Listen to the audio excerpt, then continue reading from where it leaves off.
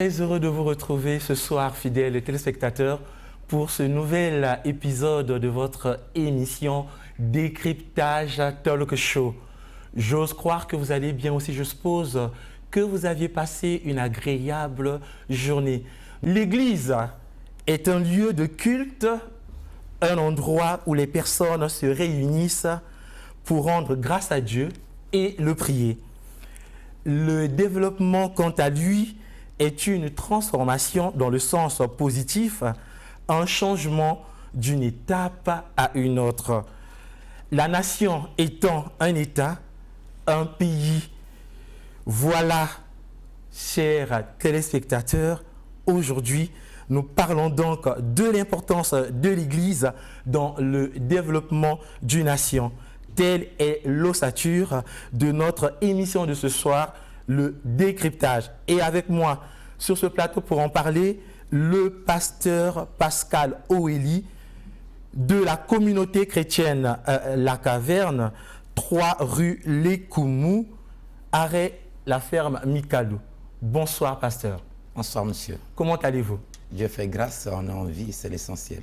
Alors, pasteur, c'est un honneur que vous nous faites de passer sur ce plateau de décryptage talk show. Et avec vous, pasteur, nous parlons de la religion. Autrement dit, l'Église, son importance dans le développement d'une nation. Et comment concevez-vous, pasteur, l'Église? Quelle est sa définition d'après vous? Il faut dire que dans l'Église, il y a plusieurs personnes qui donnent chacune une interprétation, une définition, une signification au mot Église. Mais si je dois rester au sens proprement biblique, l'Église, je dirais que c'est l'ensemble de tous ceux qui se rassemblent au nom de Jésus-Christ.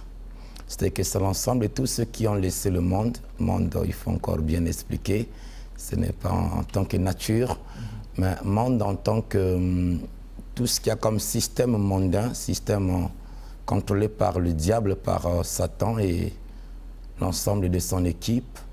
Et ceux-là qui sont mis à part parce qu'ils ont pris conscience que la vie sans Jésus-Christ, la vie sans Dieu, elle ne vaut pas la peine d'être vécue. Donc l'Église, c'est l'ensemble des rachetés, l'ensemble des gens mis à part. Et tous ceux qui, à la grâce de Dieu, nous reçoivent dans leur maison et qui ont dans leur cœur la croyance et la foi que Jésus est le Christ, le Sauveur, ils font partie de l'Église. Ce n'est pas une dénomination avec un nom précis, mais c'est l'ensemble de tous ceux qui partagent la foi en Jésus-Christ comme leur Sauveur et Seigneur. Merci beaucoup, pasteur. Alors, vous aviez tant soit peu donné la définition du mot Église, mais on aimerait savoir quel est le rôle de l'Église. L'Église a un très grand rôle. Et le dire ainsi, c'est, on va dire, on n'aura pas toujours les mots nécessaires pour pointer du doigt le rôle de l'Église dans une nation. Mais s'il faut dire bref, puisqu'il s'agit d'un plateau de télé dont les minutes sont souvent comptées, je ne conçois pas une vie, je ne conçois pas une nation sans Église. Il n'y en a aussi aucune. Parce que même là où il n'y a pas église, il y a mosquée. Au fait, l'humain, dans la façon dont Dieu l'a conçu, il a fait un corps, il a fait une âme, il a fait un esprit. Et dans une nation, il n'y a pas que les corps, il y a aussi les âmes et les esprits des humains qui sont là. Et donc, décidément, l'Église apporte beaucoup parce que lorsqu'on parle d'une nation, il ne s'agit pas que des individus en tant que corps physique, mais il s'agit aussi des individus en tant que corps spirituel. Et cette question de spiritualité, là où l'esprit humain peut être maîtrisé, canalisé, orienté, dirigé, tranquillisé, c'est au niveau de l'Église. Et donc aujourd'hui, qu'il soit politique, qu'il soit administratif, quel qu'en soit le corps de métier de la personne, personne ne peut vivre s'il n'y a pas l'apport de Dieu. Et parlant de Dieu, Dieu ici, je fais allusion à l'Église qui en est son corps terrestre. Alors, vous avez su le dire, pasteur, personne ne peut vivre sans l'apport de Dieu. Et quelle est donc cette importance de l'Église? Je vais être un peu plus pratique et précis. Oui. regardez, chacun de nous ici a un certain comportement, mais ce comportement est aussi mixé, est aussi, on va dire, il y a dans chaque comportement l'apport de la partie religieuse. Si aujourd'hui, tout le monde connaît les 10 commandements, tu ne tueras pas, tu ne voleras pas, tu ne. Vous savez, si nous sommes dans une nation où les gens ont ces règles de base de la vie, ces règles basiques, alors c'est une nation où, par la grâce de Dieu, il n'y aurait pas tout ce que nous sommes en train de vivre. Mais ceux qui sont en train de commettre ce que nous sommes en train de vivre dans notre nation, qu'est-ce qui se passe? Ce sont les gens qui n'ont pas de foi et qui ont régné la foi. Et donc aujourd'hui, avoir une église qui impacte la société, qui impacte la nation, c'est voir que si chacun de nous, là où il se retrouve, celui qui est administratif, celui qui est financier, celui qui est, s'il a la crainte de Dieu, il ne commettra pas de bêtises, il ne volera pas le tard, il ne sera pas dans la duperie, dans la concussion et tout ce que vous imaginez. Et de même aussi le politique, s'il a la crainte de Dieu, la politique, vous savez, ce n'est pas l'art de faire du mal, ce n'est que l'art de faire du bien aussi. Donc une nation, et souvent n'a pas toujours les bons mots pour apprécier l'apport d'une église dans la marche de la nation. Elle est multiforme. Alors, pasteur, on aurait cru comprendre, et j'ose espérer que les téléspectateurs également, que la nation a plus besoin des politiques que de la religion. Bon, maintenant, en quoi l'Église apporte-t-elle dans la nation? Vous savez, quand vous dites que les politiques sont plus attendus dans une nation que la religion, c'est une aberration, à mon sens. Oui. Aberration, pourquoi? Une nation n'est pas que constituée de politique. La nation a ce qu'on appelle l'ensemble des forces vives. C'est que des forces qui font vivre la nation. Et parmi ces forces qui font vivre la nation, vous avez en grande place la religion. Vous avez en grande place l'Église. Et aujourd'hui, s'il faut voir les Congolais qui font la politique et les Congolais qui sont dans l'Église, je parie bien qu'il y ait plus de Congolais à l'Église que dans la politique. Ça, c'est une impression personnelle. Il n'y a pas de statistiques là-dessus, mais je le pense bien. Et donc, c'est autant dire que, vous savez, de même aussi qu'on peut le dire, il y a de plus en plus dans la société, pas seulement congolaise, mais dans l'universalité de la société, l'image du politique est de plus en plus édulcorée et de plus en plus écorchée. Je vais dire écornée même. Mais cette image écornée, qu'est-ce qui peut faire à ce que cette image soit ridorée? C'est le fait que l'Église, en tant qu'accompagnatrice de la société, accompagnatrice des pouvoirs publics, conscientise le peuple sur le fait que ceux qui sont là, en train de faire la politique, ne sont que vos serviteurs, et c'est aussi pour eux une façon de servir Dieu. Et donc on va dire que main dans la main, politique et Église font à ce que la société soit ce qu'elle est. Alors, pasteur, vous avez dit quelque chose de très intéressant tout à l'heure. L'Église et la politique, normalement, devraient cheminer ensemble. En quoi l'Église contribue-t-elle maintenant au développement d'une nation? Encore que là, M. Carlon, vous savez, lorsque vous dites développement, le commun du mortel pensera que développement égale construction des voiries, oui, construction des maisons. Le développement ne se limite pas uniquement aux infrastructures, comme on voit ici, bâtiments, ainsi de suite, routières, tout cela. Exact. Le développement, c'est, on va dire, un état de bien-être. Et cet état de bien-être est aussi procuré par l'Église. Je vais prendre un exemple illustratif, simplement. Regardez les grandes nations européennes avec tout ce qu'il y a comme entre griffes développement. Mais comment les gens arrivent-ils à se suicider alors qu'ils sont déjà dans les pays dits développés? Et parce que simplement, il y a un manque de Dieu. Dieu est seul celui qui peut nous rendre heureux. Le bonheur, M. Carlon, il n'est pas que matériel. Et d'ailleurs, il ne vient pas du matériel. Le bonheur n'est pas un objet palpable. Le bonheur, il vient de Dieu. Celui qui a trouvé Dieu, c'est celui qui est heureux. Imaginez-vous même, M. Carlon, dans cette nation qui est le Congo. Combien de gens croupissent dans la pauvreté? On n'a pas les statistiques. Mais nous qui sommes à l'église, pouvons-vous le dire? Combien de Congolais viennent à la prière affamés? Et là, je sors de la prière, je peux vous dire combien de personnes m'ont approché parce qu'ils avaient besoin du déplacement. Mais ces gens sont-ils malheureux? Non. Le bonheur, la joie ne viennent pas de la nourriture, ils viennent de Dieu. Et donc, c'est pour autant dit, par la grâce et l'amour de Dieu, que l'Église est d'un apport vraiment incommensurable dans toute nation, et en particulier dans la nôtre. Et aujourd'hui, mépriser la place de l'Église, ne pas reconnaître la place de l'Église, serait une ingratitude qui ne se justifierait pas. Alors, fidèles téléspectateurs, vous comprenez donc que nous sommes en direct de la DRTV HD International avec cette émission, le décryptage à Talk Show. Et avec moi sur ce plateau, le pasteur Pascal Oili. Avec lui, nous parlions de l'importance de l'Église pour un développement d'une nation. Mais aussi, avant de poursuivre notre entretien, on va pouvoir lire ces quelques SMS qui nous sont parvenus. Salut décryptage, je suis l'adorateur gagné d'âme, destin, l'enfant sacré. J'aime votre émission, je vous souhaite meilleurs vœux. Merci à vous. Est-ce que c'est normal qu'un pasteur soit pauvre, du genre mendier avec les membres de l'Église?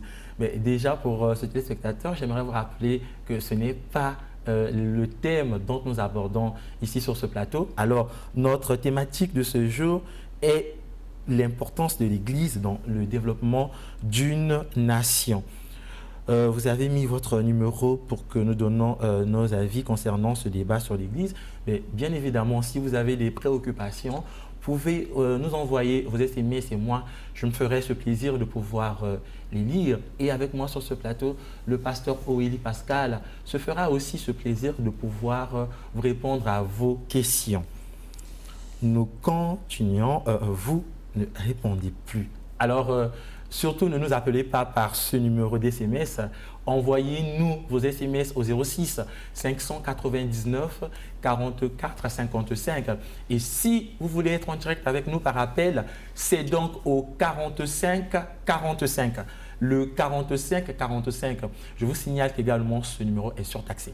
Et donc, un numéro RTL, vous voulez poser toutes vos questions concernant ce thème au pasteur et donc appelez au 45 45. Dans une nation, pasteur, est-ce que l'Église est importante pour son développement? Bien sûr. Déjà, dès longtemps, nous avions dit qu'également, pasteur, en fait, le développement, c'est une transformation d'une étape à une autre. Maintenant, si l'Église est importante pour le développement d'une nation, certainement, en ce moment-là, qu'est-ce qu'elle apporte? Vous savez, en parlant d'apport dans une nation, il y a des choses qui concourent au budget, c'est un apport. Il y a des choses qui concourent à la sécurité, c'est un apport. Il y a des choses qui concourent à l'éducation, c'est un apport aussi. Et l'Église, je la mettrai dans plus le volet éducation. Quel bonheur, quelle joie d'avoir des citoyens qui craignent Dieu. Et d'ailleurs, la Bible dit que heureuse la nation dont l'Éternel est Dieu. Ça veut dire que malheureuse est la nation dont l'Éternel n'est pas Dieu. Exactement.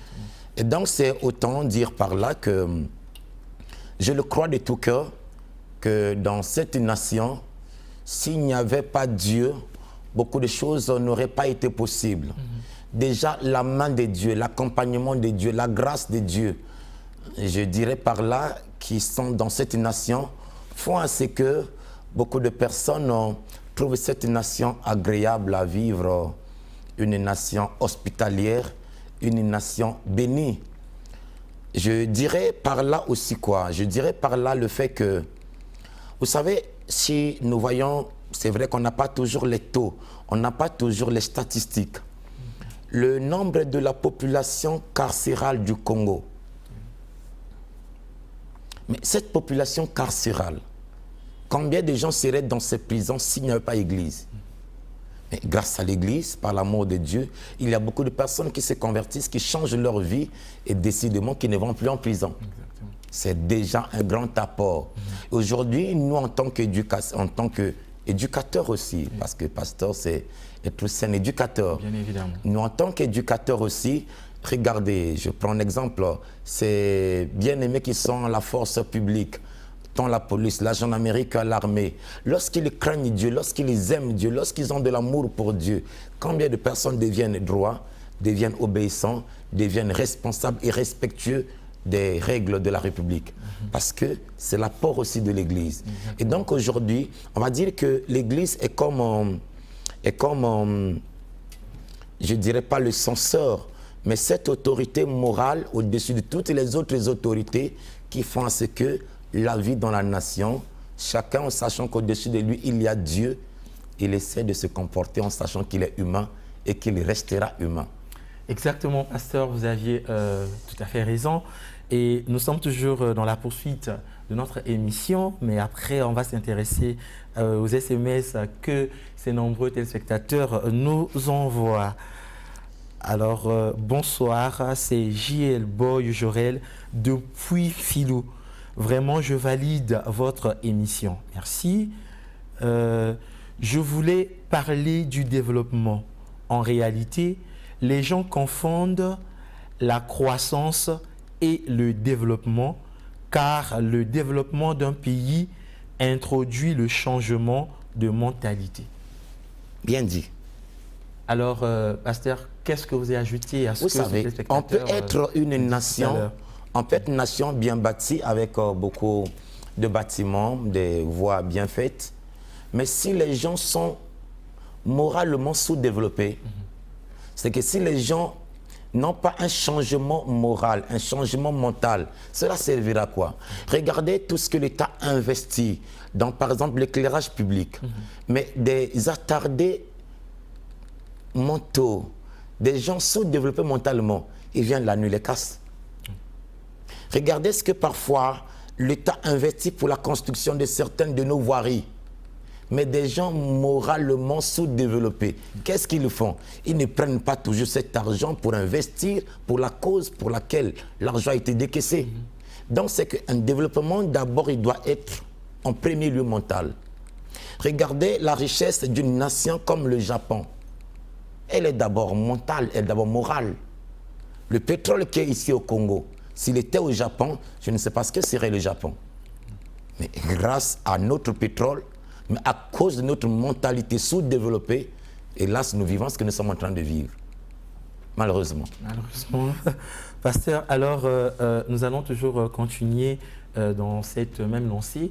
On aimerait savoir concrètement ce que l'Église peut donner à la nation. On sait que la nation également, pour son développement, vous l'avez dit tout à l'heure, a besoin de l'Église. Parce que tout à fait, l'Église et les politiques devraient normalement faire chemin ensemble. Maintenant, quelle serait cette collaboration entre l'État et l'Église? Tout en sachant que lorsqu'on parle de l'État, on voit plus les politiques. Maintenant, la collaboration pour le développement d'une nation entre Église et politique, comment doit-elle se faire? Merci. Une question très intéressante. Intéressante parce que dans notre nation, comme vous le voyez bien, nous avons plusieurs églises et nous avons également des autorités qui sont à la tête de cette nation. Je parle là d'autorités politiques administratives qui régissent le fonctionnement, le travail qui est fait dans cette église.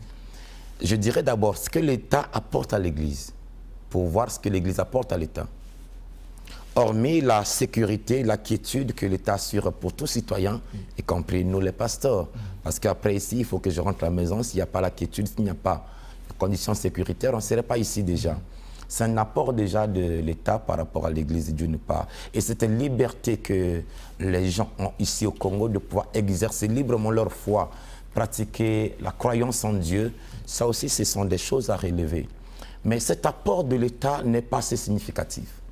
Et pourquoi? Parce que l'État peut faire mieux que ça. Regardez, nous avons de plus en plus un sujet qui, évidemment, n'en est plus tabou. N'est plus tabou parce que le sujet avec les bébés noirs, le sujet avec la délinquance juvénile, le sujet avec... Évidemment. Imaginez que si l'État associer les hommes de Dieu pour leur dire nous avons une telle difficulté, mais comment on peut coaliser nos efforts pour faire à ce qu'on résolve une telle situation. Nous, à l'Église, par la grâce de Dieu, quand je dis nous, je ne parle pas de moi en tant qu'individu, mais l'Église dans sa généralité, recevons ces enfants au quotidien. Ils viennent se confier. Mais pour la plupart, il y a des problèmes dont ils ne trouvent pas toujours l'oreille attentive de la part de l'État. Mais l'Église peut être cette oreille attentive qui recueillerait les doléances et ensuite les transmettrait à l'État, par exemple. D'une part. D'autre part, est-ce que même l'État prend soin d'approcher les églises pour dire, dans cette église, il y a eu combien de convertis et parmi ces convertis, qui faisait quoi, qui était qui, pour que nous, églises, sachant que par exemple, nous avons un souci, on a reçu un jeune enfant qui n'a pas d'instruction, qui a peut-être raté l'école à cause de deux, pour que nous les orientons vers les structures de l'État, habilitées à les accueillir. Parce que nos églises n'ont pas toujours les moyens et les structures habilitées à pouvoir accompagner cette langue que nous avons. Et donc, c'est pour dire que cette collaboration entre l'État et l'Église mériterait d'être réfléchie, mériterait qu'un jour, puisqu'on est habitué à des assises, et pourquoi ne pas aussi avoir des assises autour d'une telle thématique, pour qu'ensemble, l'État congolais et l'Église congolaise puissent évidemment mettre dans la main, coaliser les efforts pour que la société connaisse un boostage. Ok, pasteur. Vous comprenez donc que nous sommes dans le vif de notre thématique de ce soir, dans décryptage. Et aussi, on va se faire ce devoir de pouvoir lire ces SMS. Salut décryptage. Je suis très intéressé par votre thème. Merci de nous avoir toujours appris de bonnes choses. Bon vent au présentateur. Merci, Farel Ayessa. L'Église joue quel rôle dans la vie de l'homme? Alors ça, c'est un tel spectateur qui pose la question. Mais le pasteur se fera donc le plaisir de pouvoir vous répondre. Pasteur. Merci, c'est une question très intéressante parce que la poser veut dire qu'il n'en connaît pas encore l'importance de l'Église dans sa vie. Exactement. La vie de toute personne, comme je venais de le dire, il n'y a pas que la chair et le corps. Il y a aussi l'âme et l'esprit. L'Église n'intervient pas que dans la partie corps, âme, mais l'Église aussi intervient dans la partie... L'Église n'intervient pas que dans la partie plutôt âme et esprit, mais aussi dans la partie corps. Et pourquoi? Parce qu'à l'Église, il n'y a pas seulement l'instruction en ce qui concerne la connaissance des choses sacrées, mais il y a aussi l'éducation dans comment être dans la société et dans la vie. Et nous faisons ce travail au quotidien avec tous les enfants que Dieu a mis autour de nous.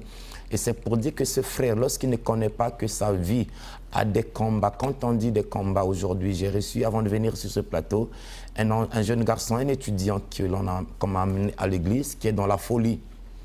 Mais c'est le corps qui est atteint. Pourquoi le corps est atteint? Parce que l'âme et l'esprit ont été atteints. Mais ce jeune garçon qui est atteint par la folie, mais c'est l'église auprès de nous, on l'a amené. Pourquoi? Pour que nous puissions prier et Dieu le guérit. Il n'est pas le premier, il n'est pas le dernier. On en reçoit comme ça au quotidien. C'est pour dire que sans l'église, il y a beaucoup de maladies dont la médecine a prouvé ses faiblesses. Mais la partie spirituelle, c'est Dieu qui en est le maître. Et la vie d'une personne ne peut être conçue sans évidemment sa dimension spirituelle. Regardez, vous qui me suivez, vous avez peut-être beaucoup de rêves que vous faites dans votre vie, mais ces rêves qui sont pour certains prémonitoires pour votre vie, qui sont pour certains déjà une partie de votre destinée, comment vous allez les comprendre? C'est auprès d'un médecin, c'est pas auprès de votre professeur. Ce n'est pas aussi auprès, je ne sais pas, de la justice que vous allez comprendre cela. Ces rêves, c'est la partie spirituelle de votre vie et c'est auprès de l'Église qu'on peut avoir beaucoup d'interprétations. Merci beaucoup, pasteur. Alors, je voudrais rappeler aux téléspectateurs de ne pas nous appeler au numéro d'SMS, mais plutôt de nous envoyer vos SMS à ce numéro. Et si vous voudriez nous appeler, c'est au 45 45. Nous sommes en direct de la DRTV HD International, la chaîne du bassin du Congo. Et donc aujourd'hui dans Décryptage, nous parlons de l'importance de l'Église dans le développement d'une nation. Alors, vous vouliez interagir au travers de cette émission, appelez-nous donc au 45 45. Sans l'Église, une nation ne peut jamais se développer car le monde visible est contrôlé par le monde invisible. C'est à direct le spirituel commande le naturel. Message signé par Destin, l'enfant sacré, l'adorateur. Que ce que l'Église fait avec le phénomène bébé noir. Merci déjà de nous anticiper, mais on en parlera ici dans Décryptage. Bonsoir, c'est Jemiska depuis Wenze. C'est quoi le thème de votre émission de ce soir? J'aimerais en savoir un peu plus. Bien, Jemiska, nous parlons de l'importance de l'Église dans le développement d'une nation. Quel est donc son impact pour que la nation, encore un pays, puisse se développer? Bonsoir, c'est Alvin Beaufran. J'aime vraiment votre émission. Que Dieu vous bénisse et le pasteur. Merci. Merci. Le pasteur maîtrise bien son sujet et je le félicite vraiment. Merci pour ces un compliments. téléspectateur qui le dit. Merci. Il s'exprime bien aussi comme vous, monsieur le journaliste. Merci. Ces genres des émissions, il faudrait les présenter la journée également. Ben, c'est vrai, mais vous devrez comprendre que la maison également, la chaîne a ses programmes. Et donc, le programme de cette émission, Décryptage, est donc pour 21h35 tous les mercredis. Alors, pasteur, on va également aborder une autre thématique, toujours dans le thème que nous parlons, mais on va aller encore un peu plus loin. C'est vrai qu'aujourd'hui, on parle de la jeunesse et nous savons que la jeunesse est l'avenir de demain, dit-on. Mais cette jeunesse actuelle est marquée par le paganisme et bien d'autres mauvais mots qui la minent. En quoi l'Église doit-elle jouer le rôle d'éducatrice pour la conscientiser, cette jeunesse? Merci. Je dirais que l'éducation d'une personne a plusieurs volets.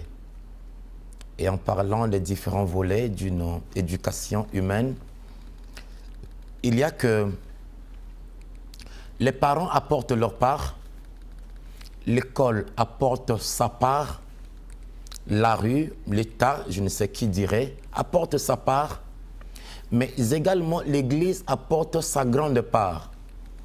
Et de plus en plus dans cette couche juvénile qui semble aller à gauche et à droite, nous comprenons de plus en plus combien l'Église doit être encore plus déterminée à apporter sa pierre à l'édifice. Vous l'avez dit d'emblée que Monsieur le Président voudrait bien que 2023 soit une année où la jeunesse a une place de choix. Évidemment, nous, Église, on est prêt aussi à accompagner le chef de l'État dans cette orientation. Mais lorsque nous disons que nous sommes prêts à l'accompagner, ça veut dire que l'Église doit de plus en plus redoubler d'efforts pour que son impact au niveau juvénile soit de plus en plus constaté. Et nous avons beaucoup d'illustrations pour prouver le fait que aujourd'hui, grâce à l'Église, il y a beaucoup de nos jeunes Congolais dont la vie a repris encore sens. Exactement, pasteur. Maintenant, que fait l'Église pour rattraper l'éducation de ces jeunes très souvent ratés à la maison par des parents? Et aujourd'hui, ces parents deviennent démissionnaires. Bon, maintenant, pour en revenir au discours de la nation que le président de la République a eu à faire au Parlement réuni en congrès, le chef de l'État a fait montre de cette jeunesse qui aujourd'hui fait ravage dans différents quartiers, dans les artères de la ville de Brazzaville, mais aussi d'autres départements. aussi ces bébés noirs que l'on a, les noms qu'on donne à cette jeunesse qui est marquée par ce mauvais comportement en ce moment, alors que d'accuser l'État qui, soi-disant, ne fait son travail, les parents qui n'arrivent plus à gérer leurs enfants, l'Église, en ce moment, ne peut prendre le relais d'éducatrice. L'Église prend déjà son relais. Parce que déjà, pasteur, il faudrait qu'on se le dise, déjà, on sait qu'il y a 4 éducations. Et parmi ces 4 éducations, il y a une éducation que l'on reçoit à la maison, donc cette éducation parentale. Il y a également une éducation que l'on reçoit à l'école. Il y a également une autre éducation qu'on reçoit dans la rue, hein, par rapport au milieu que l'on fréquente, mais aussi une éducation que l'on reçoit à l'église.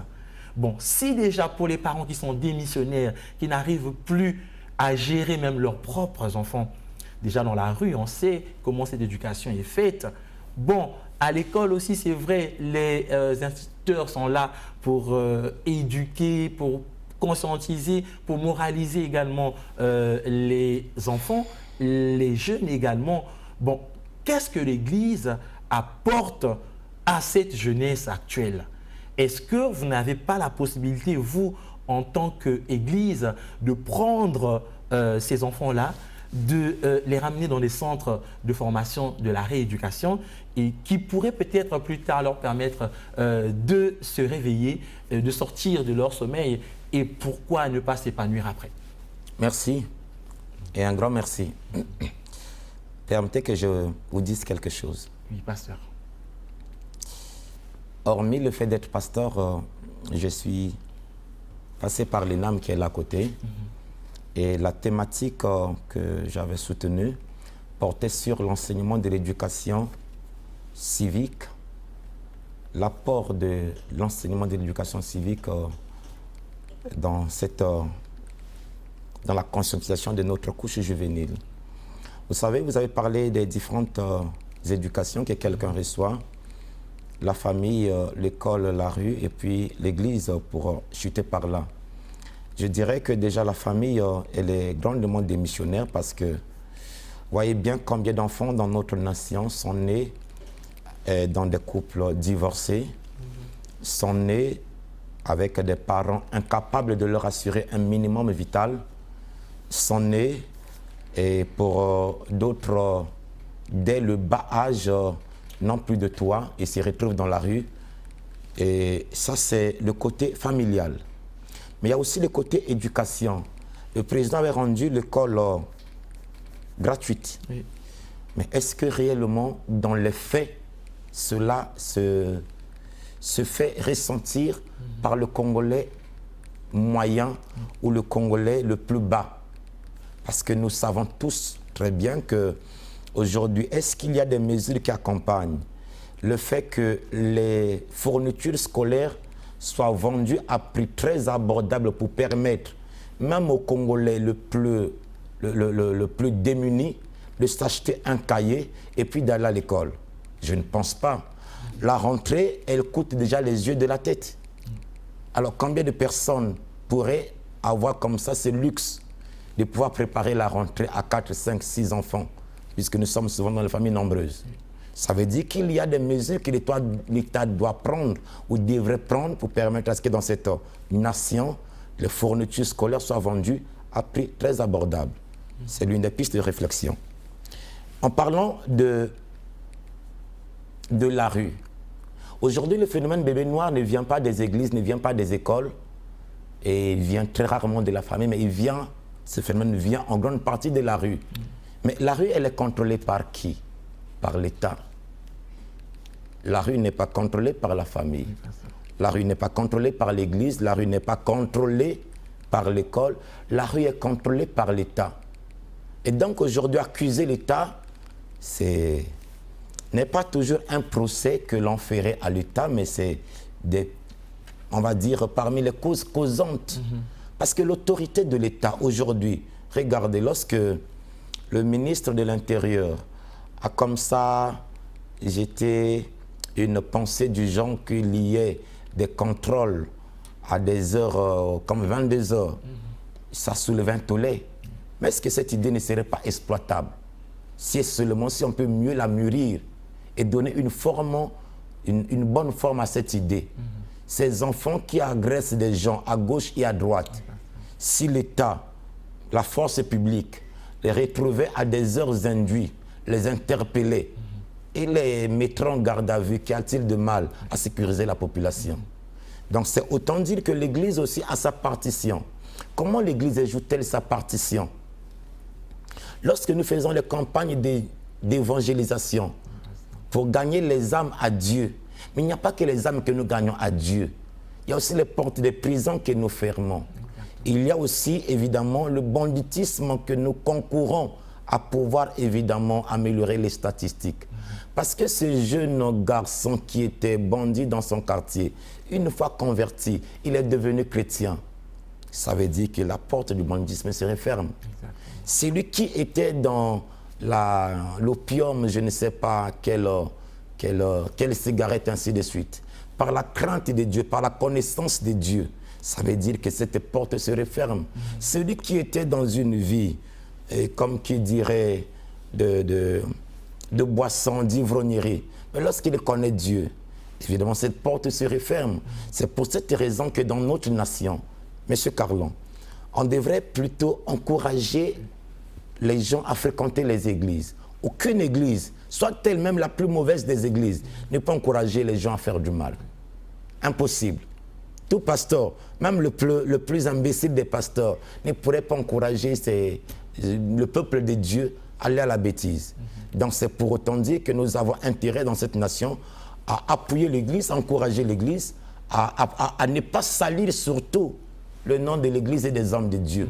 Parce qu'en le faisant, vous êtes en train de dire aux gens que ça ne sert pas d'aller à l'église, ça ne sert pas de prier Dieu, restez à prendre vos chambres dans vos maisons et puis agresser des gens. Donc voilà ce qu'il devrait être dit. Merci beaucoup, pasteur. Alors je voudrais également rappeler à nos téléspectateurs que vous avez la possibilité de nous appeler au 45 45. Et donc c'est par là que vous pouvez être en direct par appel. Au cas contraire, vous pouvez nous écrire par ce numéro qui est affiché sur le bas de votre écran au 06 599 44 55. Bonsoir, pasteur. C'est Burch Ngwala. Je voulais savoir que la relation qui existe entre l'État et l'Église. C'est Burch Ngwala qui écrit et elle pose la question de savoir, pasteur, quelle relation existe entre l'État et l'Église? En fait, la relation, elle est déjà là. Presque c'est une relation, on va dire, innée. Parce que l'Église n'est pas l'État. Mais l'Église, elle se retrouve dans un État.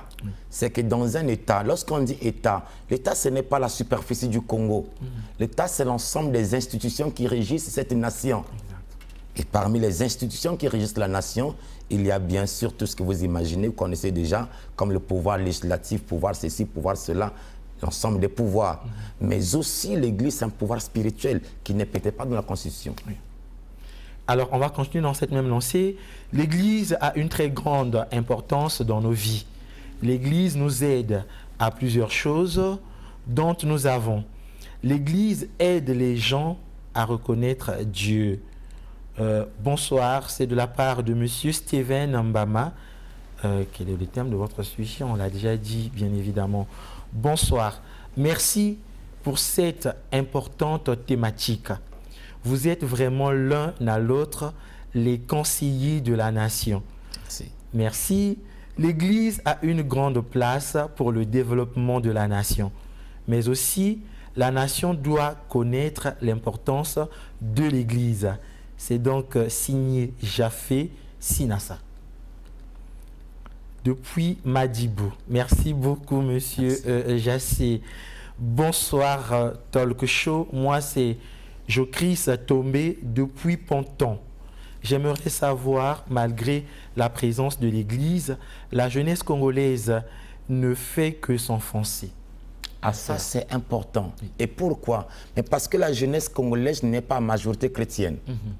Vous savez, vous et moi, nous sommes encore jeunes aussi. Oui, pasteur, bien évidemment. On est encore jeunes, mais jeunesse n'est pas égale à bêtise. Exactement. Tout jeune qui connaît Dieu, tout jeune qui marche avec Dieu ne pourra pas marcher dans la bêtise. Et vous qui me suivez dans vos maisons, vous qui êtes aussi jeunes comme nous ici sur le plateau, lorsque vous connaîtrez le nom de l'Éternel, vous verrez bien que Dieu donnera un sens à votre vie.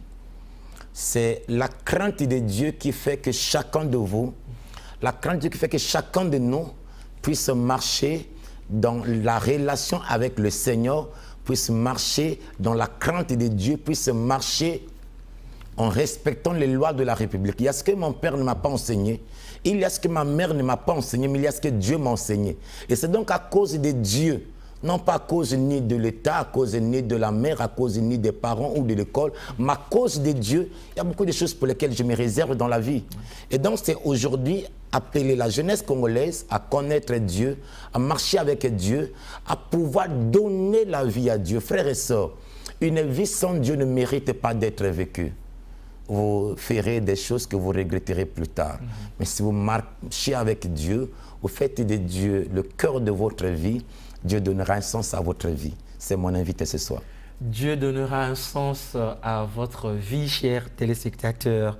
Bonsoir, cher décryptage. Je m'identifie au nom de Ngayolo Deli. Je vous écris depuis le quartier Wenze. Ma question est adressée directement au pasteur. Merci. Quelle dissociation fait-il entre l'âme et l'esprit? D'accord. Vous me permettez de répondre à sa question? Oui, pasteur, allez-y. L'âme et l'esprit ne sont pas la même chose. Vous savez, l'homme a le corps, l'homme a l'âme et l'homme a l'esprit. Il y a que par l'amour et la grâce de Dieu, le corps il est physique, mais l'esprit c'est le corps spirituel, donc le corps invisible du corps physique. Mais l'âme par contre c'est le centre des émotions de la personne humaine. Oui. Lorsque Dieu a créé l'homme, il a soufflé en lui, la Bible dit que l'homme est devenu une âme vivante. L'âme, c'est quoi? L'âme, c'est la jonction de l'esprit et du corps, la fusion. Lorsque Dieu a soufflé dans l'homme, cette fusion a donné l'âme. C'est qu'a donné les sentiments, a donné l'intellect, a donné tout ce qui fait que le corps vive. C'est pour cette raison que dès que le corps perd l'âme, donc dès que l'âme sort du corps, le corps devient inerte. Mais l'esprit, en réalité, ne vit pas toujours dans le corps. Parce qu'un esprit a la possibilité de se détacher du corps. Mais l'âme est intimement liée au corps. Bonsoir, pasteur. C'est Ngoniele Givenchy. Je suis intéressé par le thème. Merci. Que Dieu vous bénisse. L'Église refuse le doute, la critique et le débat. Pourquoi? C'est Bédrich. Je ne pense pas que l'Église peut finir le phénomène bébé noir, car il y a certains qui ne veulent même pas écouter le nom de l'Église. Et pour cela, on va les forcer au moment où ils ne veulent pas aller à l'Église. Merci à vous, le journaliste, pour la présentation de l'émission. Au fait, l'Église n'exclut pas le doute ni la critique. Non, l'Église n'est pas l'ensemble de ceux qui, comme qui dirait, ont raté la vie. Non, c'est faux. L'Église, il y a parmi, évidemment, certains d'entre nous qui sommes à l'Église, qui avons aussi étudié, qui avons aussi des facultés de réflexion et des facultés cognitives. Dire aussi un autre truc sur les bébés noirs. Il y a pour nombre d'entre eux des enfants qui sont envoûtés. Et la chicotte de la police n'enlève pas l'envoûtement. On voit plusieurs d'entre eux, lorsque, évidemment, ils ont été incarcérés à la sortie de la prison, ils reprennent les mêmes actes. Alors que nous avons à l'Église plusieurs d'entre eux qui ont donné leur vie à Dieu et qui aujourd'hui sont réinsérés dans la société. Nous avons à l'Église plusieurs exemples des bien-aimés qui ont été dans ces sales activités, mais aujourd'hui qui sont devenus des citoyens corrects. Alors, pasteur, votre Église, la Caverne, se trouve dans quelle rue et quel quartier? Ce message est signé par Destin d'Enfant Sacré. Merci. Nous sommes en la communauté chrétienne La Caverne. L'église est située au 3 de la rue Lekoumou, arrêt La Ferme. En quittant le terminus de Mikalo, en allant vers le lycée, arrêt La Ferme, rue Lekoumou, numéro 3. en face d'une école privée qu'on appelle Joseph Perfection. Nous avons une église aussi à Manyanga. Arela Ferme est toujours à Manyanga, 40 rue Dallas. Nous avons également une église à Kombo-Matari, derrière 40 escaliers. Et notre église à Pointe-Noire, elle est au terminus Tiali et à Pointe-Noire. Et nous avons présentement aussi un grand projet, il plaise à Dieu, au mois de février, 12, c'est 11, 12, 13 février comme ça. Nous aurons une campagne d'évangélisation dans le quartier Ngamakoso, et derrière l'école primaire de Ngamakoso, juste là, pour ouvrir notre église. Et on a une cellule là, on va faire de ça une église et donc on va procéder par une campagne d'évangélisation. Et c'est à cette occasion-là que nombreux des jeunes de ce quartier pourraient évidemment quitter ces sales activités pour devenir des citoyens. Je suis Monsieur Barit Ahmed, je suis intéressé par ce thème. J'ai une question et c'est la suivante, on va chuter, oui. Pourquoi il y a beaucoup d'églises qui naissent presque dans tous les quartiers de Brazzaville? Bonsoir pasteur, merci. La bonne parole leader Obama depuis Masengo. Quelle est l'importance de l'église? Nous avons parlé pour la jeunesse congolaise, signé Junior Michel. Alors vous aviez été nombreux à pouvoir nous suivre ce soir de partout les arrondissements de notre ville capitale Brazzaville, mais aussi dans les 12 départements de notre beau pays, le Congo. Et également, il y a de celles et ceux qui nous ont suivis de l'autre côté de l'international. Nous vous en sommes très reconnaissants pour votre fidélité à cette émission. Alors, pasteur, s'il faudrait qu'on termine cette émission, quel serait votre mot de conclusion? Mon mot est qu'il y a plusieurs bien-aimés dans cette nation qui voudraient bien peut-être nous contacter. Pourraient toujours m'appeler au 06 621, je dis bien 06 621 05 01 ou encore au 05 592 64 70. Je suis le frère Pascal et je serai ravi d'avoir des échanges avec vous et de vous accompagner par la grâce de Dieu selon l'onction que Dieu nous a donnée pour l'exercice de ce ministère. Merci. Vous aviez été vraiment nombreux à nous suivre et de quand même continuer à écrire jusqu'à maintenant. Ben, ce sera avec un grand plaisir que je vous retrouverai la semaine prochaine et j'en suis très rassuré. Merci pour votre attention et surtout, prenez bien soin de vous et passez une agréable soirée. Au revoir.